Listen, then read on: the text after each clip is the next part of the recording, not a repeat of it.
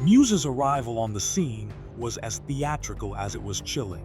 He anonymously sent Blindspot, the young vigilante partner of Daredevil, an address in Washington Heights. There, authorities discovered a nightmarish mural.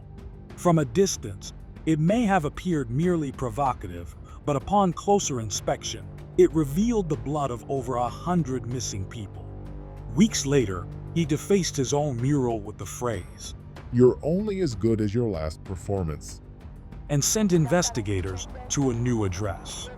Inside a vacant building, police found 6 dead Inhumans, staged like mannequins in ordinary scenes, a mockery of everyday life, twisted into a performance of death.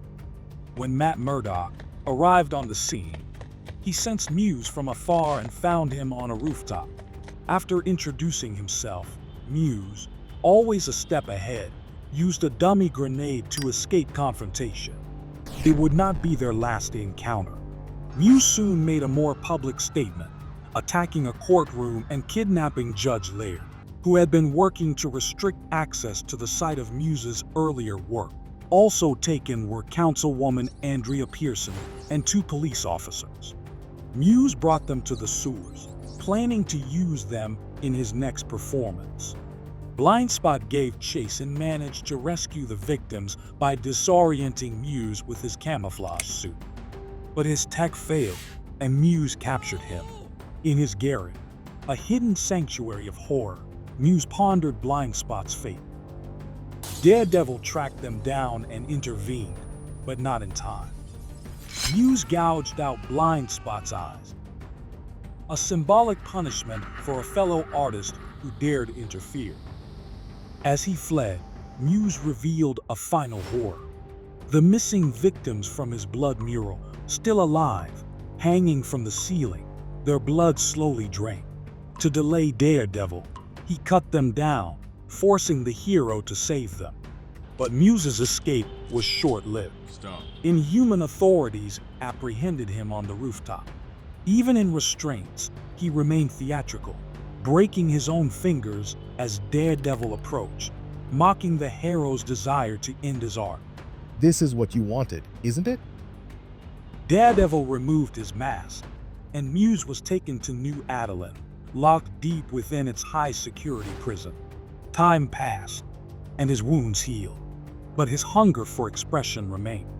When Wilson Fisk was elected mayor of New York City, instituting anti-vigilante policies, Muse saw his chance.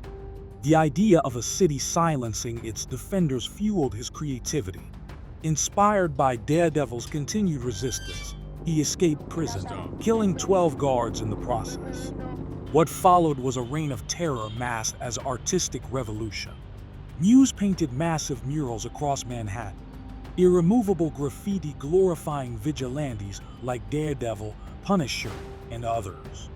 At one site, police confronted him mid-creation.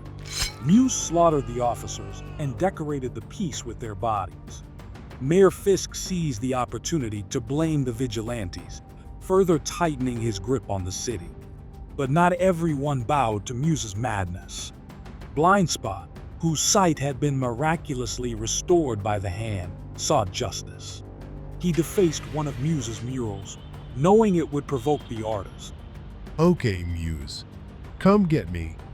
Muse arrived silently behind him, whispering, "All right." before pushing him from the rooftop. Their final confrontation was brutal. Muse had the upper hand until Blindspot, momentarily possessed by the beast of the hand, overwhelmed him. Yet when given the chance to kill him, Blindspot refused. Muse was enraged. In his mind, this was his story, his masterpiece. The narrative should have ended with his triumph or sacrifice, not mercy from someone else. Screaming, "No, I'm the song, not you." Muse walked willingly into a burning pile of debris, lamenting his own stolen finale with the words, "I had so much beauty left." He was consumed by the flames, choosing death on his terms. But Muse's story didn't end with death. Condemned to eternity in hell, Muse thrived. Even there, surrounded by suffering and torment, he found inspiration. He continued making art, crafting it from the screams, the despair, and the agony of the damned. Then he witnessed the arrival of Morgan Whittier's soul, a struggling young artist who felt like losing her mind. He shared with her his twisted philosophy, his love of creation through chaos, and in doing so, passed on his legacy. What came next would be another story.